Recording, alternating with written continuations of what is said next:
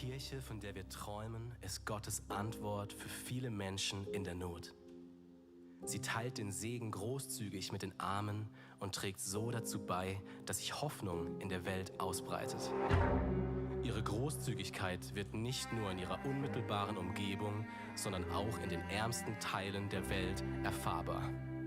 Einsame Menschen finden Liebe und Annahme. Witwen und Alleinerziehende finden Unterstützung. Hungrige werden satt.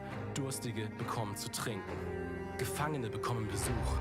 Nackte werden bekleidet. Fremde finden eine Heimat und Waisenkinder ein Zuhause in liebevollen Familien. Die Behörden schätzen unsere Kirche als unverzichtbare Partnerin im Kampf für das Wohl der Bevölkerung. Mehr gute Nachricht für Arme.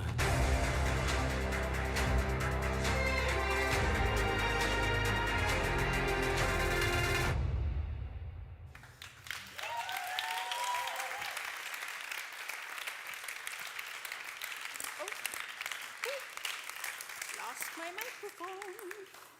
That's a wonderful start. Good morning, everybody. How's everybody this morning? Guten Morgen allerseits, wie geht's euch?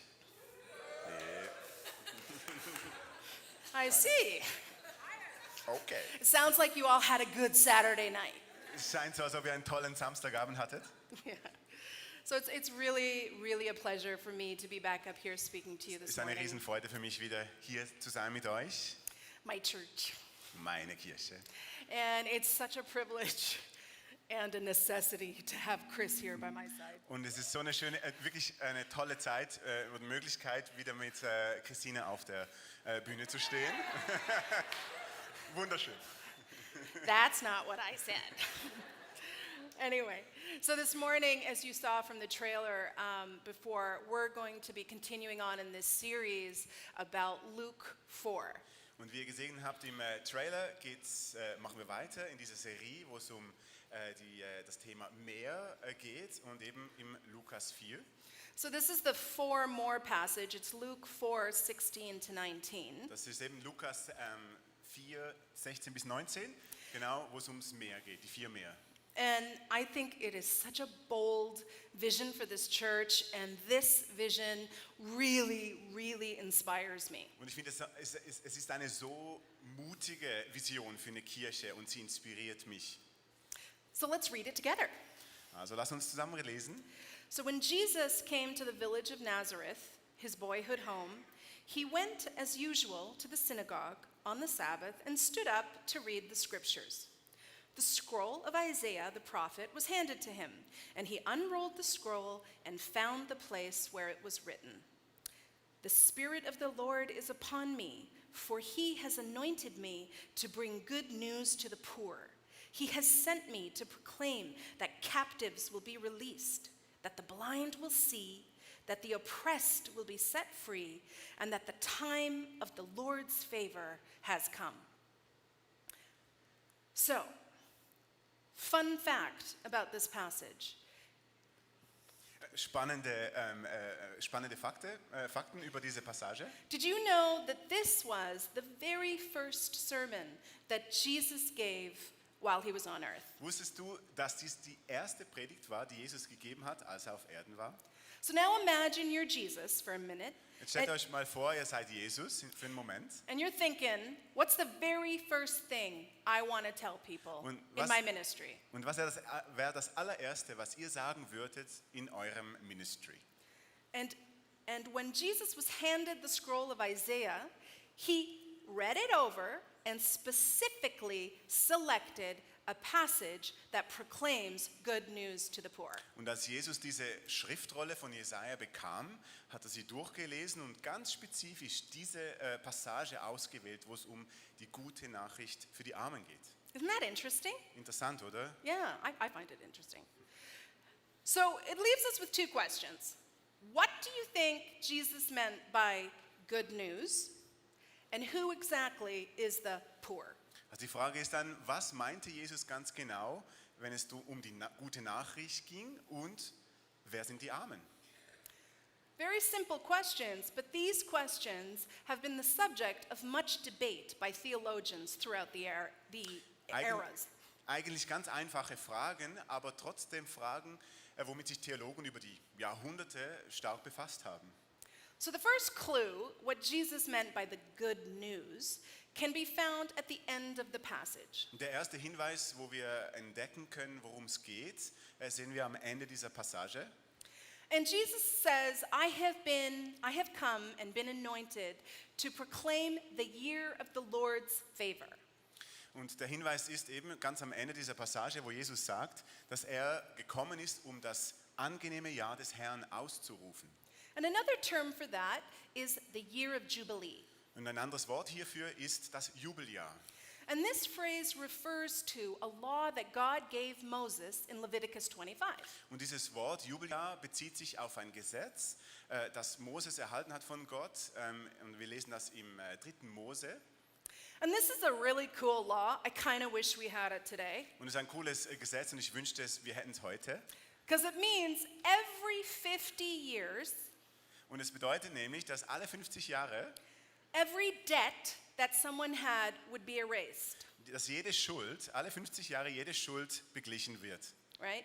Every 50 years, anyone who had become an indentured servant would be set free. Und alle, die in diesen 50 Jahren versklavt oder irgendwo arbeiten mussten, wurden freigesetzt.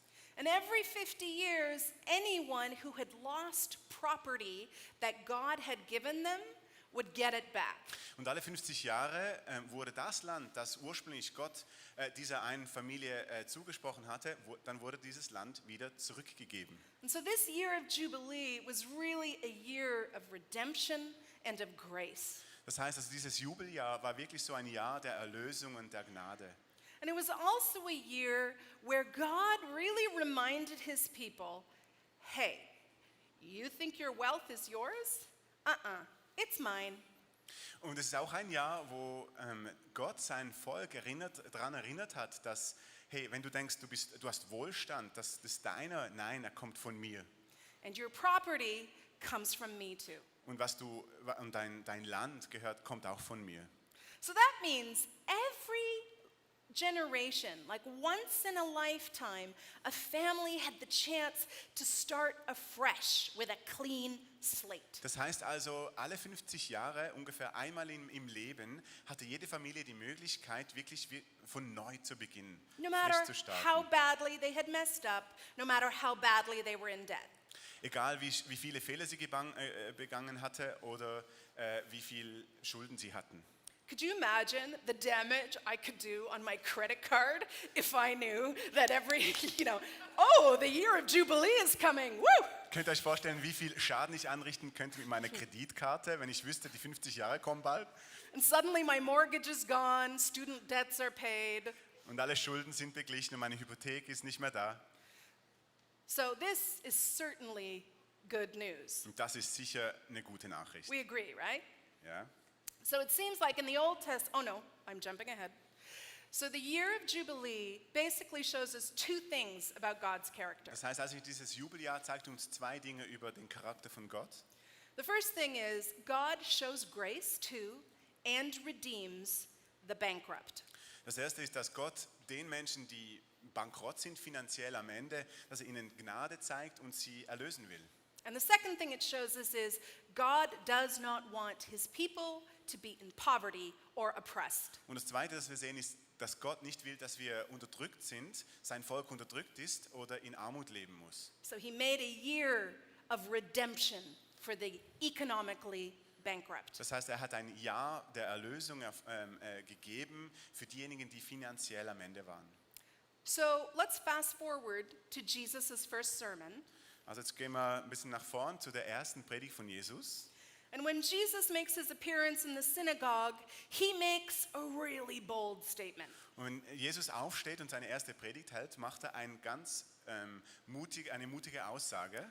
He says, I am here to proclaim the year of Jubilee, Er sagt nämlich, ich bin gekommen, um das Jubeljahr auszusprechen not a year of Jubilee. und nicht ein Jubeljahr He auszusprechen. specifically changed the original text from Isaiah Er hat absichtlich den originalen Text von Jesaja verändert, because he wanted to proclaim that his redemption was once and it was for all. Weil er sagen wollte, dass seine Erlösung nur einmal passieren würde und für immer gilt. Can I get an amen? Können wir einen Amen Thank you. holen? So the question is, was Jesus talking about economic redemption? Aber die Frage ist, spricht hier Jesus von der finanziellen Erlösung? Many theologians suggest that the poor people that Jesus was referring to, proclaiming the good news to, were actually the spiritually bankrupt. Viele Theologen sagen, dass die Armen, von denen Jesus hier spricht, dass es um diejenigen geht, die geistlich arm sind. Not necessarily the economically bankrupt. Nicht unbedingt diejenigen, die finanziell bankrott sind. That day, Jesus was speaking to so many more people that were in the synagogue. Aber an dem Tag hat Jesus zu so viel mehr Menschen gesprochen, als diejenigen, die gerade dort in der Synagoge waren. He was speaking to every single person who came after, including us. Er hat zu jeder Person gesprochen, die nach ihm kamen und inklusive uns. Because we are all spiritually poor, Weil wir sind nämlich alle geistlich arm. right? None of us can enter a relationship with a holy God just based on our moral excellence. Niemand von uns kann eine Beziehung mit einem heiligen Gott leben, basierend auf unserer moralischen Perfektion. Right? We're all imperfect. We're sind- all broken, Wir sind alle zerbrochen, wir sind alle nicht perfekt. right? We're all spiritually bankrupt. Wir sind alle geistlich bankrott. But if we are humble enough to ask for God's grace to redeem us, Aber wenn wir demütig genug sind, um Gottes Gnade anzunehmen, we will inherit the kingdom of heaven. dann werden wir Gottes Königreich erben. So, thank you. In Romans 3:23 and 24, the Apostle Paul writes the following: In Römer 3, 23 und 24 lesen wir Folgendes. For everyone has sinned. We all fall short of God's glorious standard. Yet God, in his grace, freely makes us right in his sight. He did this through Christ Jesus when he freed us from the penalty of our sins. Sorry. So it would seem that the year of Jubilee that Jesus was referring to in this passage is not redemption for the economically bankrupt, but redemption for the spiritually bankrupt. Also wenn man diese Passage liest hier, dann scheint es so, als Jesus von dieser geistlichen Erlösung spricht, nicht von der finanziellen oder materiellen Erlösung. So, that leaves me with a big question. Das heißt also, ich habe eine große Frage. How do we understand God's concern for the poor? Das heißt also, wie verstehen wir Gottes Sorge oder wie Gott sich kümmert um Arme? Is he more concerned with saving the souls of the spiritually poor? Kümmert er sich mehr um Menschen, die geistlich arm sind? Or relieving the suffering of the materially poor? Oder geht es ihm mehr darum, das Leiden der Menschen dem zu begegnen? I told you this is a question that many churches wrestle with, Und das ist eine Frage, mit der viele Kirchen kämpfen. and often with the effect of overemphasizing one side or the other. Und was dann meistens dazu führt, dass die eine Seite oder die andere mehr Gewicht hat.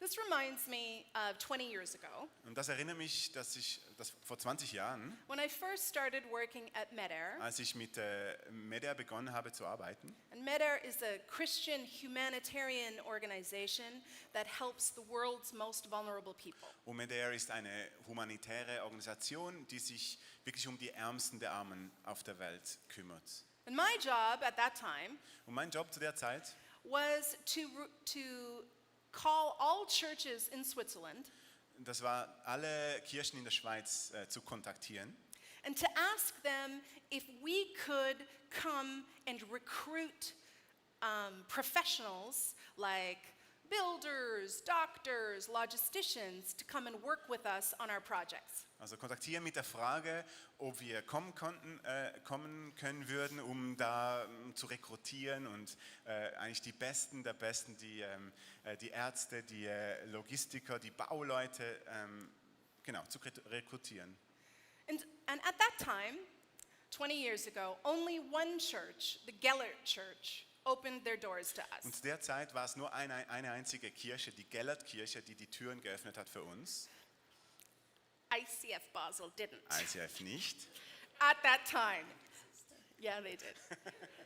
But they soon opened their doors for us Aber a die few Türen years sind later. bald aufgegangen. And amen. And the others didn't open their doors because Meder didn't preach the gospel. Und die anderen Kirchen haben ihre Türen hierfür nicht geöffnet, weil Meder nicht das Evangelium verkündet. Right? And so the churches thought, they're not really a ministry. Und die Kirchen haben gedacht, ja, es ist ja nicht wirklich ein Ministry. Right? But you know, Meder lived its Christian values, it loved and served the poor, it Ja, aber Meder hat wirklich seine christlichen Werte gelebt, hat den Ärmsten geholfen. and it even integrated prayer and worship in the job description. Und hat auch wirklich Gebet und Anbetung in den Job mit eingebunden. But because the staff didn't openly speak about their faith and the gospel, churches were afraid of losing their brightest people to something that did not help the spiritually bankrupt.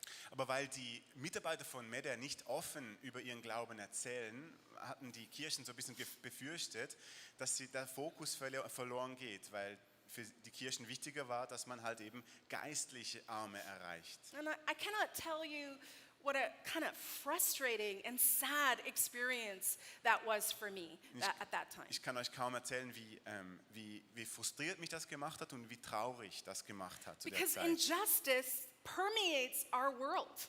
Weil Ungerechtigkeit, die durchflutet unsere Welt. And so often we as Christians, we turn a blind eye to the suffering of others for the more important work of preaching and teaching. Und so passiert es uns schnell mal, dass wir uns wegdrehen vom Leid der Welt, von anderen um uns herum, um etwas Wichtigeres zu machen, wie zum Beispiel predigen oder lehren. Now, don't get me wrong, okay? Preaching and teaching is central to the church's mission. Otherwise, I wouldn't be here today. Und Right? versteht mich nicht falsch, ich meine, predigen und lehren ist ganz wichtig, sonst wäre ich nicht hier heute. But so is caring for the millions of people suffering in material poverty. Aber das Gleiche gilt auch für die Millionen, die in materieller Armut leben. Just to give you an example, do you know how many people are currently suffering in conflict zones around the world? Einfach als Beispiel, weißt du, wie viele Menschen in Konfliktzonen heute leiden? Right? These people urgently need humanitarian assistance like food, water, shelter, just to survive. Diese Menschen brauchen Wasser, Essen, ein Dach über dem Kopf, einfach zum Überleben. So I've brought 10 examples of conflicts, only 10. 10 examples of conflicts right now around the world. Ich habe euch 10 Beispiele mitgebracht aus Konfliktzonen rund um die Welt. And I've put the number of the humanitarian burden on the slide behind me, Ich habe- okay? ich In habe- each of these 10 conflicts. Und pro Konfliktzone habe ich auch so die Menschen, die hier dahinter stehen, auch aufgeführt. When you look at these slides, it certainly doesn't feel like the year of Jubilee for them. Wenn wir uns das anschauen, sieht das nicht aus wie ein Jubeljahr.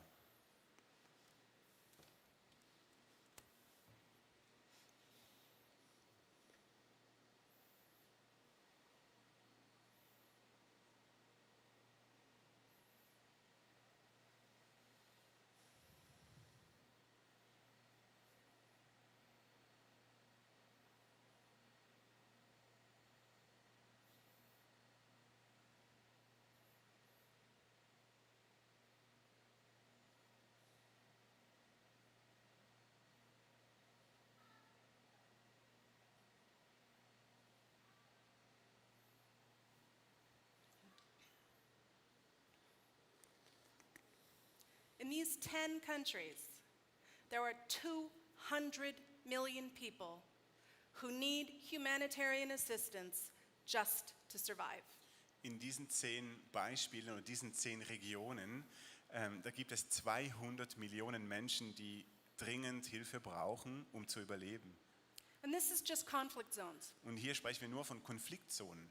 What about regular poverty? Was ist mit einfach Armut ansonsten in anderen Ländern? In the Asia and Pacific area, 1.7 billion people live on less than $2 a day. In der Asien-Pazifik-Zone gibt es 1,7 Milliarden Menschen, die unter 1-2 $ leben pro Tag. And what about the wealthy West, Und wie sieht es aus im reichen Westen? right? In the US, 38 million people, that means 12% of the population, are living in poverty. In den USA leben 38 Millionen, also 12% der Bevölkerung, in Armut. And in Switzerland, Und wie sieht es in der Schweiz aus? 702,000 people are registered as living in poverty. That's 8% of the population. Auch in der Schweiz leben 700.000 Menschen in Armut und das sind etwa 8% der Bevölkerung. So, my question is it really enough for me to go up to those people and say, God loves you, Christ died for you, and leave it at that? Also meine Frage ist so, reicht es wirklich, wenn wir zu Menschen gehen und sagen, Gott liebt dich, Jesus ist für dich gestorben? Reicht das? Are we really only meant to preach about the living hope that we have, or are we not meant to also live that hope with them? Reicht es, wenn wir nur über die lebendige Hoffnung, die wir in uns tragen, erzählen? Oder sind wir nicht auch berufen, diese auszuleben? That's a privilege. Das ist ein Riesenprivileg. It's not a duty. It's not a duty. Es ist nicht etwas, das wir machen müssen. So often, the people, the Medair staff who were with some suffering people, so often the Medair staff, when they were working with the suffering people, So oft, wenn das Medair-Team mit Menschen gearbeitet hat, these people would say, why are you here? Like, why do you care? da haben Menschen gesagt oder die Leute gefragt, hey, warum bist du überhaupt hier und warum kümmert dich das? Right? Why are you helping us? Warum hilfst du uns? And many of the staff would answer, we are only living out how much God loves you and cares for you. Und viele Leute haben dann, oder Mitarbeiter haben dann gesagt, hey, look, wir sind hier, wir wollen eigentlich nur das leben, wie Gott dich liebt und wie er sich um dich kümmert. So that means these people got to experience the love of God before they ever heard about the love of God. Das heißt also, diese Menschen haben Gottes Liebe erlebt, bevor sie überhaupt von Gottes Liebe gehört haben. And that does something with your heart. Und das macht einfach etwas mit deinem Herzen. You see, the good news of salvation is like a coin, Und wisst ihr, die gute Nachricht des Evangeliums ist wie so eine Münze. right? One side represents the saving grace that we have received from God that redeems us. Die eine Seite der Münze ist wie so die rettende Gnade, mit der Gott uns rettet. And the other side of the coin represents the acts of love that we show God's people. Und die andere Seite der Münze ist so wie, sind die Taten, mit denen wir Gottes Liebe auch zeigen. Right? Because God has called us, yes, to be in relationship with Him, Weil Gott hat uns sicher mal ausgewählt, dass wir mit seiner Beziehung mit ihm pflegen. but He's also called us to be in relationship with other people. Aber er ruft uns auch an und sagt, hey, sei in einer Beziehung mit Menschen um dich herum. And salvation requires both sides of this coin. Und die Errettung von Gott bedeutet beide Seiten dieser Münze. Yeah. Now, thank you. Now, before you all freak out, Und okay? bevor er jetzt auf die Stühle steht, All right. I am not saying that helping the poor will save your soul. ich sage nicht, dass den Armen zu helfen deine Seele rettet. What I am saying is if you are saved, you will want to help the poor, Aber was ich sagen will, ist, wenn du errettet bist, dann willst du den Armen helfen. right? If we truly understand everything that Jesus did for us, Wenn wir wirklich verstehen, alles, was Jesus für uns gemacht hat, we will care for the poor, dann interessiert uns das Leid der Armen. right? We're not caring for the poor out of guilt. Wir kümmern uns nicht um Arme aus Schuldgefühl. We are caring for the poor because it is an extension of the grace that we have already received. Wir kümmern uns um arme Menschen um uns herum, weil wir das wieder wie weiterleben wollen, was Gott uns schon gegeben hat. We care for the poor as ICF Basel out of gratitude. Aus Dankbarkeit. Wir wollen aus Dankbarkeit Menschen dienen, Armen dienen. Yeah, amen. And you know, there's another aspect to the good news, and it's this. The good news is God has chosen us, each and every one of us, to be His agents of change in a broken world. That was a long sentence. Do you wanna say it again? I think we get it. So there's another aspect to this good news. Es gibt eine andere Seite noch zu dieser guten Nachricht. God has recruited us, each and every one of us, Gott hat uns alle berufen, alle von uns berufen, to be His agents of change Das- in a broken world, dass wir seine Mitarbeiter sein können in dieser zerbrochenen Welt. right? And I know, look, it can be frustrating work Und ich weiß, es kann sehr frustrierend sein, diese Arbeit, because we can't reverse poverty, weil wir können nicht Armut umdrehen und right? verschwinden machen. But what we can do Aber was wir tun können, with every action, mit jeder Tat, die wir tun, we can, number one, demonstrate God's love to people in need. und was wir machen können, ist mit jeder Tat, die wir tun, können wir uns Gottes Liebe zeigen für Arme. Number two, we can show people that they are really seen and that someone cares for Und them. das Zweite, was wir machen können, wir können Menschen zeigen, dass sie gesehen werden und Gottes Liebe für sie zählt. That they're not alone in their struggle. Und dass sie nicht alleine sind in ihren Herausforderungen. And the third thing we do when we help the poor Und das dritte ist, was passiert, wenn wir uns um andere kümmern. even if we can't reverse their circumstance, Auch wenn wir ihre Situation vielleicht nicht verändern können, we can show them with our actions that their unique worth is celebrated. und was wir machen können, ist, wir können ihnen ihren ihren Wert zeigen und sagen, hey, du bist gesehen. And more than Kassane, sorry, you're celebrated. Und du wirst wirklich zelebriert, dein Leben, so wie du bist. So many times I've heard people say to me, you know, I really don't know what to do with the next phase of my life. I'm waiting to hear God's voice. Und so oft gibt es Menschen, die zu mir kommen und mir sprechen und sagen, hey, ich weiß nicht ganz genau, was jetzt Gott will mit meinem Leben in dieser Phase meines Lebens. You know, I'm really waiting to hear his voice. Und ich warte einfach darauf, seine Stimme zu hören. Well, I can tell you right now Ich what kann God wants you ich to kann's do. dir sofort sagen, was Gott will, was du tun sollst. He wants you to help the poor, Er möchte, dass du den Armen hilfst. right? It is a non-negotiable. Es ist nicht verhandelbar. In Matthew 25, Jesus talks about the day of judgment. In Matthäus 25 sehen wir, wie Jesus über den Tag des Gerichts spricht. And he talks about how he will separate the righteous from the unrighteous. Er spricht davon, wie die Gottlosen und die Gottesfürchtigen separiert werden. And take a look at Jesus' criteria for righteousness. Und schaut mal an, was so die Kriterien sind für Gerechtigkeit. Interesting. Sehr interessant. Then the king will say to those on his right, "Come, you who are blessed by my Father, take your inheritance, the kingdom prepared for you since the creation of the world. For I was hungry, and you gave me something to eat. I was thirsty, and you gave me something to drink. I was a stranger, and you invited me in. I needed clothes, and you clothed me. I was sick, and you looked after me. I was in prison, and you came to visit me." And then the righteous will answer him, "Lord, when did we see you hungry and feed you? or thirsty and give you something to drink?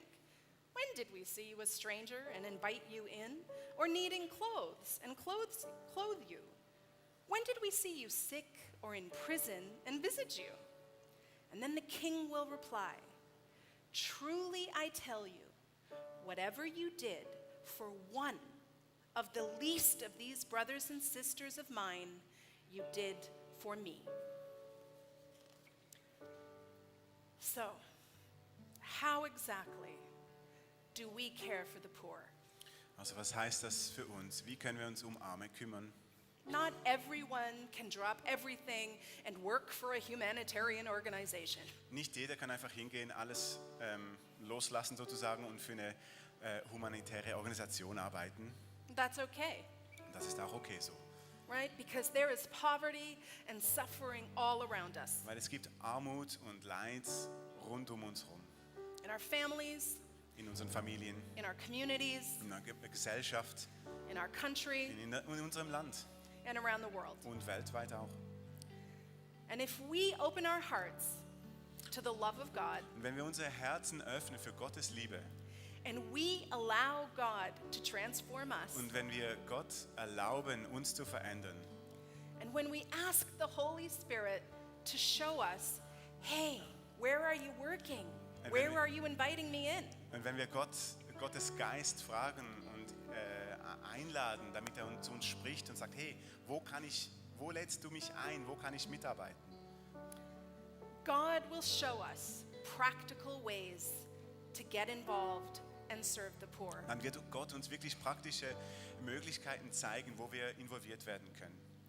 And we will come to realize in our lives Und wir werden sehen, wie in unserem Leben, that relieving poverty in all its forms, dass die Armut, der Armut zu begegnen, egal in welcher Form, be it spiritual, emotional, physical, or mental, sei das jetzt geistlich, materiell, emotional, seelisch, it is not an optional part of the church's mission. es ist nicht ein optionaler Teil der Mission der Kirche. It is our daily business as followers of Es ist Christ. unsere tägliche Arbeit als Nachfolger von Jesus.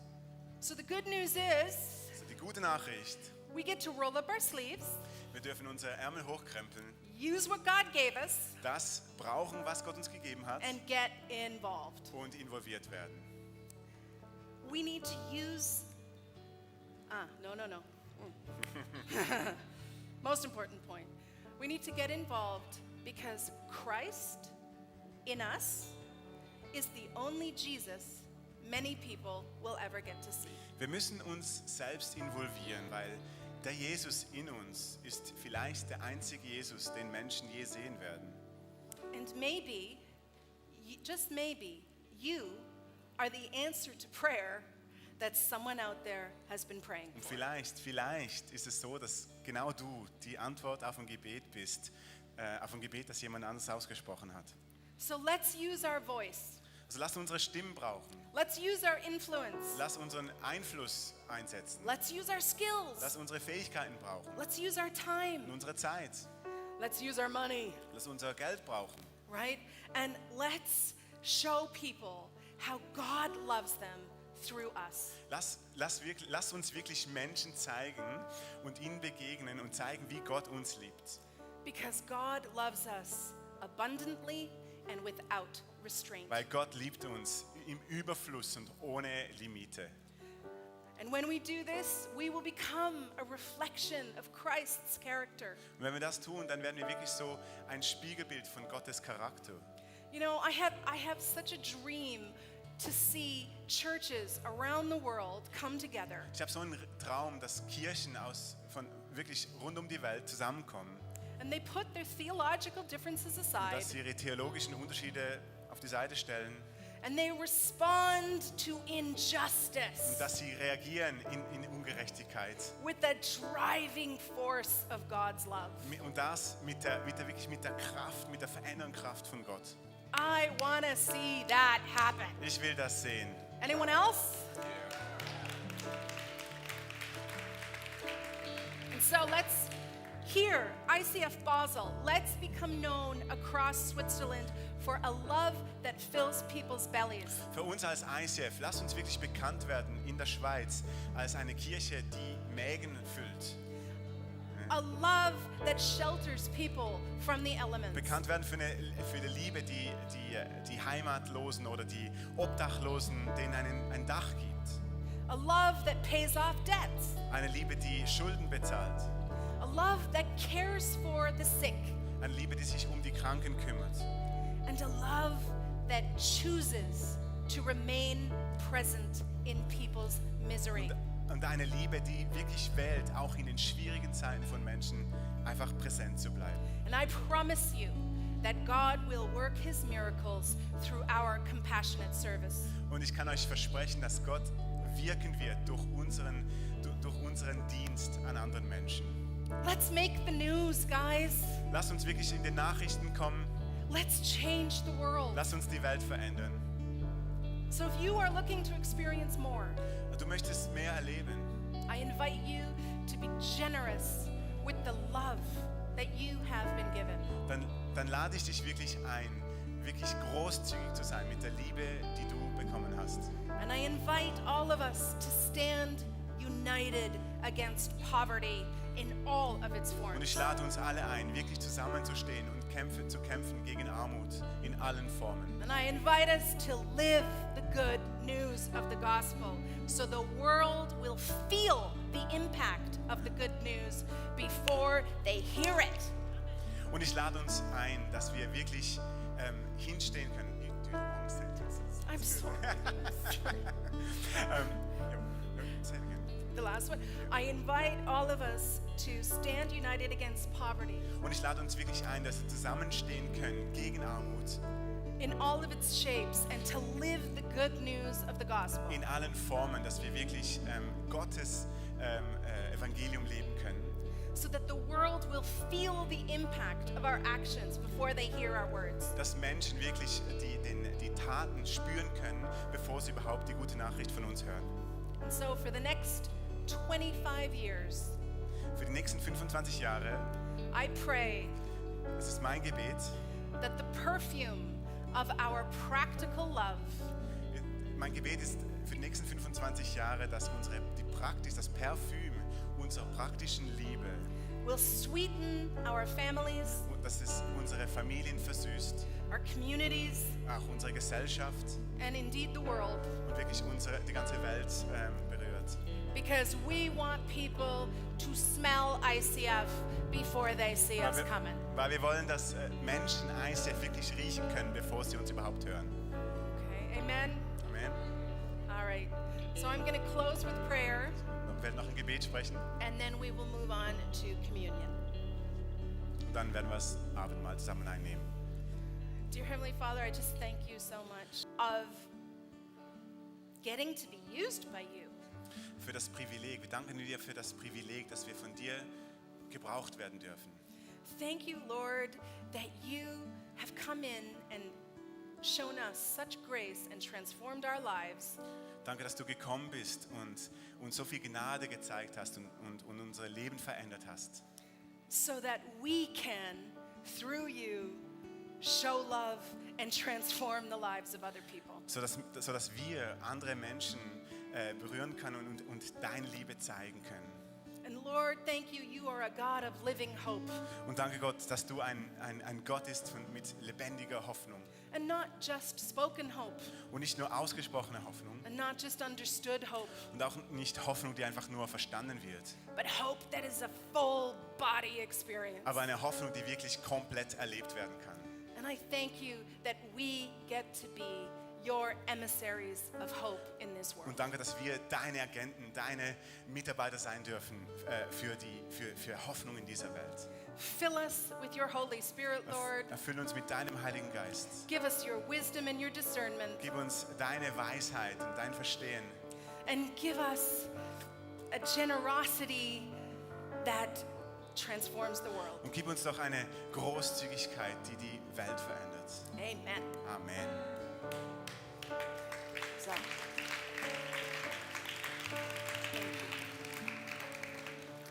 So, oh, just a really quick thing. As we move to communion, Wir nehmen jetzt dann das Abendmahl ein zusammen which Chris will lead us through, und ich werde euch noch ein paar Worte dazu sagen. I just wanted to ask you to think about one thing while we're taking communion. Und ich möchte euch einfach bitten, über etwas nachzudenken. All around the world today, Rund um die Welt, heute, people are taking communion nehmen heute Menschen das Abendmahl ein, to celebrate the sacrifice that Christ made for us. um das Opfer, das Jesus gemacht hat, um das zu zelebrieren. And some of them are in persecuted churches. Und die einen sind in verfolgten Kirchen, Some of them are in extreme poverty. die einen sind in extremer Armut, Some of them are suffering from diseases. die anderen leiden aufgrund von Krankheiten. And let's, as a church, through this communion act, realize that today we are all one body.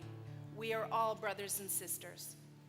Und indem wir das Abendmahl nachher einnehmen, lasst uns doch daran denken, dass wir alle Brüder sind, alle Schwestern, wir sind alle ein Teil von Jesus Leib. And just think about that as we break bread and drink the grape juice Und wenn of wir dann, communion. wenn wir das Brot einnehmen und den Wein oder eben den Traubensaft, lasst uns daran denken, dass wir ein Teil sind von dieser wirklich weltumspannenden Kirche von Jesus, dem Leib von Jesus. Amen. Amen. Ich habe nichts mehr zusätzlich zu sagen. Kommt bitte nach vorne, ihr könnt gerne hier vorne euch bedienen, Brot, ein Glas Wein nehmen, wieder hinsetzen.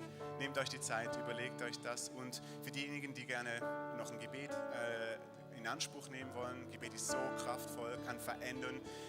Wir haben gesungen, wie Jesus Blut in unseren Adern, durch unsere Adern fließt.